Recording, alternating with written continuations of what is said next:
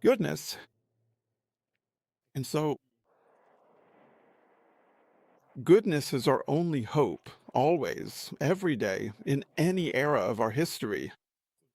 Trying to cultivate goodness and help our species evolve. This isn't just my thought, but it's certainly a fragment of countless others who have grappled with the need to help our species evolve. So, about Hope, it was wonderful because when they contacted him, they messed up the invitation and told him that these 21 minutes were about the new paradigm, about the new spherical model for the economy. So, when we spoke, they told me, but I'm not an economist. And I told him, I know that very well, but I'm not inviting you to give us a talk about economics. I'm inviting you to do what you do for a living, which is to be the man of hope. And so I invite Julián Carrón to the stage for 21 minutes. Thank you.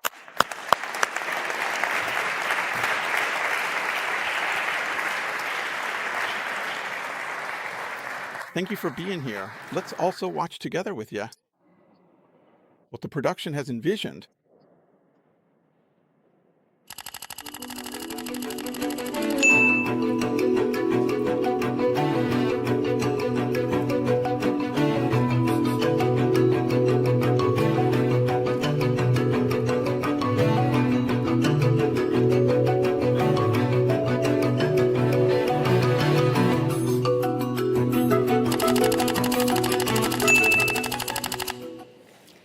Thank you so much for being here. They're all yours for 21 minutes.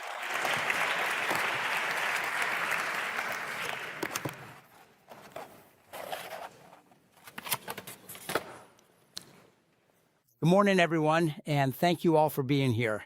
First of all, thank you to Patrizio for this kind invitation, which started, as he mentioned, from a misunderstanding, which I then accepted precisely because the proposal that he made to me to share with all of you the meaningful and transformative journey of awareness that I have personally undertaken in order to learn how to truly live. And if anything I say could perhaps possibly be useful to any of you, it was worth sharing this moment with you. There is perhaps no more effective way to truly express the sense of urgency that brings us all here today, especially after everything we have heard and considering the many other important things happening in the world, than with these thoughtful words from Dostoevsky. The essential thing we need is for man to become aware of himself. But why is becoming aware such a crucial and increasingly important task today, especially in our modern world? Because we can see at every level that we are facing such a complexity in life at all levels. A sort of collapse of certainties that used to be shared by everyone, so much so that we can't even agree on the most basic things anymore. It almost seems like a contradiction, because how can something that seems so obvious collapse?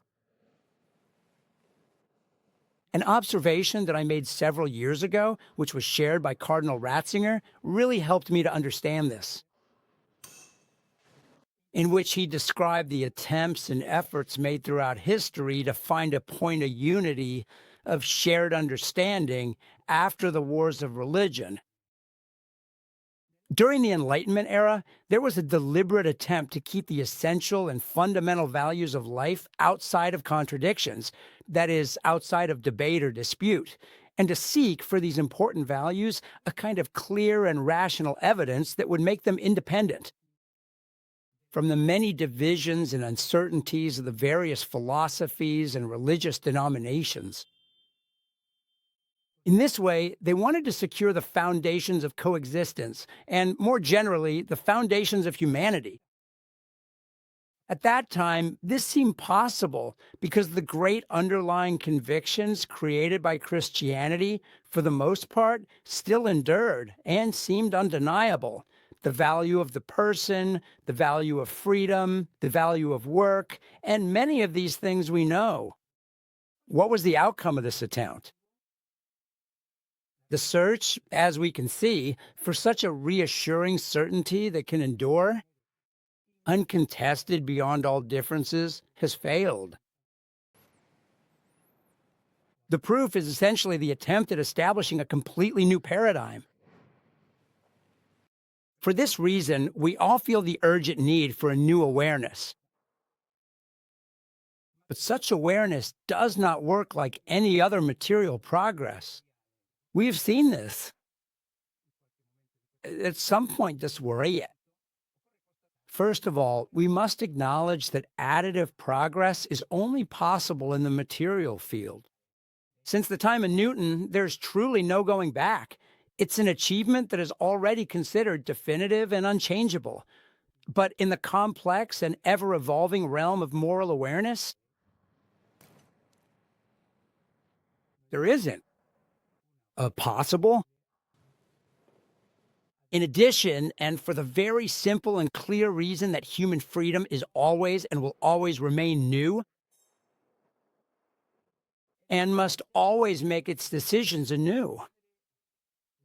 They are never simply already made for us by others, by those who came before us, by those around us, because in that case, we would no longer be free. Freedom necessarily requires that in important fundamental decisions, every person, every generation is truly a new beginning. Paradoxically, the situation we find ourselves in has not erased the search for this meaning, for this paradigm to live by. On the contrary, as documented by a distinguished observer of our time, the Canadian philosopher Charles Taylor, in today's world, many people, this is a clear example, find themselves in a state of great loneliness, and deep within them arises a profound question. What do I truly believe in? What is the center of my life? What do I want to spend my life on? Many people find it very difficult to answer these questions. This new situation has created an identity crisis in our era. So today, in a context completely different from that of past ages, human religious experience takes shape as a kind of shared search. The emergence of people who are searching, individuals who are seeking meaning, he calls them seekers. I've always been particularly struck by a phrase that Don Luigi Giussani used to say, that one of the most important key points for achieving clarity of thought is that the solution to problems does not come from tackling the problems directly, but rather by delving deeper into the true nature of the person who is facing them, into greater self-awareness. That man is this crossroads, without which no structure can stand and no real change can happen.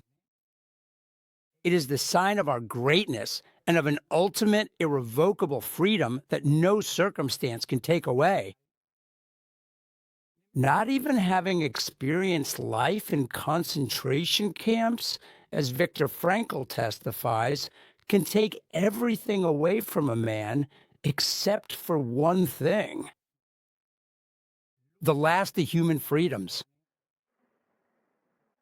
To choose one's own attitude in any circumstance, to follow one's own path. If, after everything we've seen about these paradise-like cities, there were no freedom, that would truly be something to worry about. I, too, have faced the challenge of embarking on a journey of awareness in this complexity, a journey that is often filled with both uncertainty and discovery. Ever since I was a child, I had a strong and persistent sense of mystery about the world around me. As I always say, not because a small seed, but because there was always something more to explore, something hidden just beneath the surface. Doesn't mean it's any less true. That sense of mystery was like an intuition, like a spark that I followed, which set me on a quest for something that would give life meaning. The first resource I had at my disposal to begin this search was my own humanity. Gradually and slowly, I realized that what saved my life was being true to this humanity that I deeply felt vibrating inside me. I have never sacrificed in my entire life this search that my humanity urged me toward, just as I think many of you can feel inside yourselves. So I set out on the path to understand who I am. Along the way, I met many companions, but one particularly significant companion was a French scholar, Henri de Lubac, who was crucial in helping me begin to understand the experience I felt vibrating inside me. He retraces the history of what people have done since ancient times to understand their mysterious nature. Greek thought saw the ultimate goal of man as something attainable through his own natural faculties alone. But even in ancient times, people often found themselves desiring beyond their limits. This attempt to go beyond one's limits, what they called libris, was considered dangerous, a kind of madness. So they believed that one should resign oneself to staying within the limits of nature. Finibus naturae contentus, as your Cicero used to say. To be satisfied with what one can achieve, but by reducing the concept of nature to its absolute limit and neglecting the boundless desire that truly defines us and urges us to seek beyond the limits of that very nature. And that's how he goes on to describe this ancient wisdom. We know how to resign ourselves in order to avoid disappointment, often settling for and fully embracing things exactly as they are, without resistance. We tend to our own little garden, but in the end, that's the danger of every era, including our own, to settle, to lose desire, the taste for the infinite, the longing for something greater than ourselves. Today, banality is a form of defense, a way not to feel too much and not let ourselves be hurt by reality. But by doing so, man, each of us becomes dull and settles for the superficial. But this attempt didn't work in the past, just as it doesn't work now. That's why Delabat adds, the temptation for something else, something divine, always manages to be reborn. Without being able to explain it. Because nothing can truly diminish the nature of man. The paradox that defines us, a finite nature that longs for something infinite. Dostoevsky identified this brilliantly once again in The Brothers Karamazov. The ant knows the formula of the anthill, the bee knows that of its hive, but man does not know his own formula. Unlike all other living beings who possess the necessary resources and inherent abilities to achieve their unique purpose, man is such a profound and complex mystery to himself that he cannot truly know or fully understand his own formula.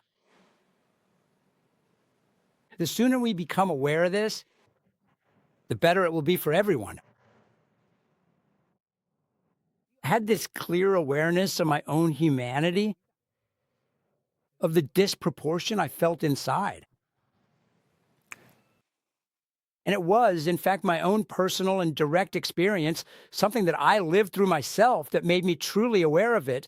But it took an encounter, truly the most significant and transformative of my entire life with Luigi Giussani, for me to finally and fully realize that this humanity of mine, with all its irrepressible, deep, and persistent needs for truth, beauty, justice, and happiness, was in reality your love, This became a fundamental criterion, a standard for judging and evaluating any attempt I made to answer myself, to respond to the questions and longings within me. It's the awareness that the Argentine writer Ernesto Sabato expresses in an unparalleled way. They have always reproached me, he says, for my need for the absolute. This need runs through my life like a riverbed, or rather, like a longing for something I would never reach. I have never been able to soothe my longing, to tame it. Longing for me is a tool, a yearning. A yearning never satisfied. What we would have liked to be, our desire. It's so true that we can't manage to live it, that we might even believe it lies outside of nature, if it weren't for the fact that every human being carries within themselves this hope of being, this feeling that something is missing, the longing for this absolute. It's like the invisible, unknowable background, something we cannot see or touch, yet it is always there, quietly present in every moment. This background is what we use to compare everything in life, everything we experience, every feeling we have, and every event that happens to us. Whether we are aware of it or not, it serves as the constant reference point against which we measure and interpret all of our experiences. Here is the criterion for judgment. As Barbara said earlier, the desire for happiness. It was the criterion by which I had to determine whether those cities could respond to that need we had inside. The longing for this absolute is the background against which we compare everything in life. This is what made Usani say that the encounter which changed my life was the greatest thing. From an intellectual point of view, what I say throughout all my teaching is that I invite everyone to compare everything with their own basic experience, with this need for happiness, for beauty, for justice that I have inside. In other words, with life, with the life of that complex of original structures and inclinations, with what the Bible calls the heart. I am, in fact, so aware of the importance of this criterion of evaluation for a person's growth that I offer it to my students so that each one can verify for themselves whether it is true or not of what he himself would have proposed to them. Imagine a professor who provides this tool in the very first lesson so that his students can test it out. From the very first class, he says, as I have always said, I am not here so that you take as your own the ideas I will tell you, but to teach you a true method for judging the things I will tell you. I will always be deeply grateful to Jasani for giving me the fundamental tool to always critically evaluate everything I experience. Thanks to him, I started to get excited every time I saw this heart at work. The criterion for evaluation that we have inside us, as everyone felt today, the impact from all the things we heard, because I couldn't manipulate it in any way, and this assured me that this criterion was objective, it was infallible as a criterion. I could use it poorly, but experience would make me realize it. Because experience, as he says, never deceives. It's like buying shoes in the wrong size. Just because they're on sale, the foot, the criterion, the test is infallible. In this way, everything that happened to me started to serve as a path toward destiny, toward what is true. No one could fool me, not even myself. Everything, absolutely everything, without having to leave anything out, whether right or wrong, everything highlighted the truth.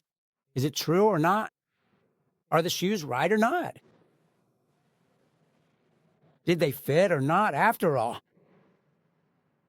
But what is this human thing, this longing for the absolute, this sense of lack? Is it a curse, like we so often try to escape from? Or is it a factory defect in our nature? Nothing helps us understand the mystery of man better than catching him in the act of experience. Leopardi shows us this. I can hardly speak without quoting him every time. Not being able to be satisfied by anything earthly, nor, so to speak, by the whole earth itself, to consider the immeasurable vastness of space, the number and marvelous size of the worlds, and to find that all of it is too little, too small for the capacity of our soul. To imagine the number of worlds is infinite and the universe is infinite, and still feel that the soul and its desire are too little.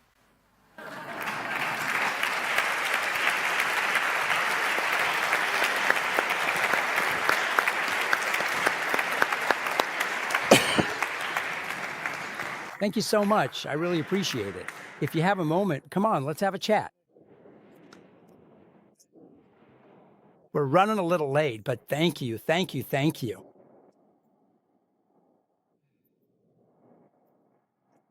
You made that wonderful point about selective inclusivity. It's something I always tell my students.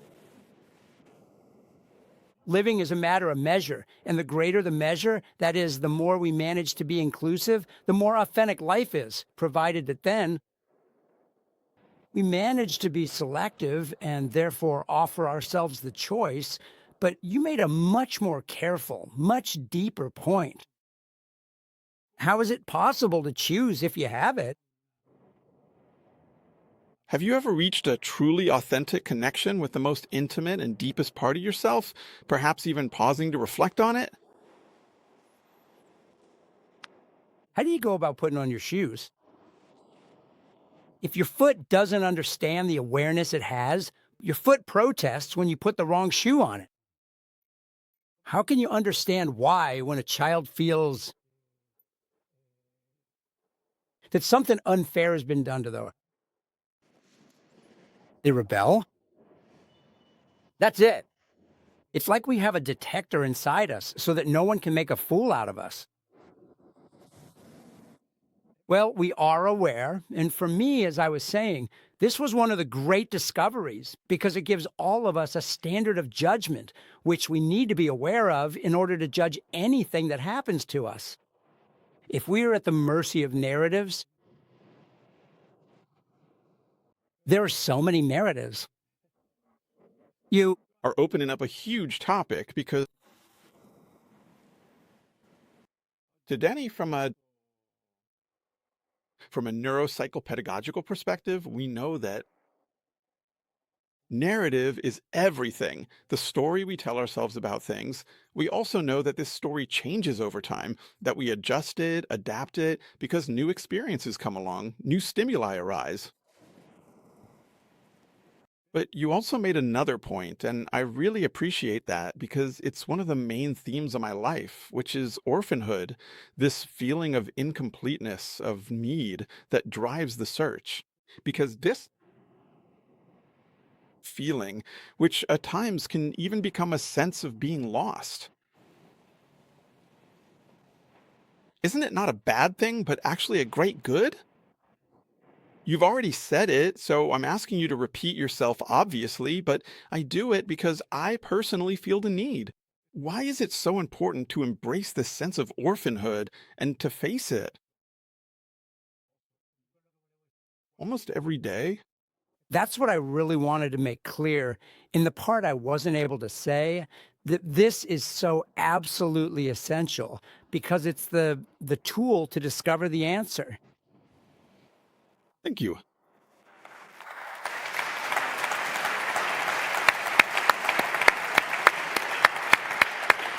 Just like someone can have a persistent sense of lack, and that's exactly what they need in order to find their beloved, to truly recognize their face among so many others, the one face,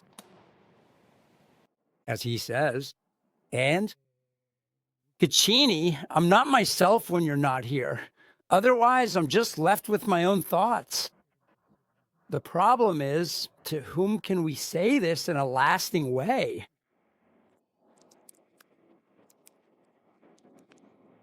Not just at some point in life, but in a way that lasts forever. Because otherwise, we'll go back to our own thoughts, meaning we won't get out, and then we'll be dependent on all the narratives. The question is whether there is such an experience of fullness that living in this world, as we've seen this morning, we can be free no matter the situation. Or if this is not a real experience, the narrative will prevail. You sat me down, and I let myself be lowered. Thank you.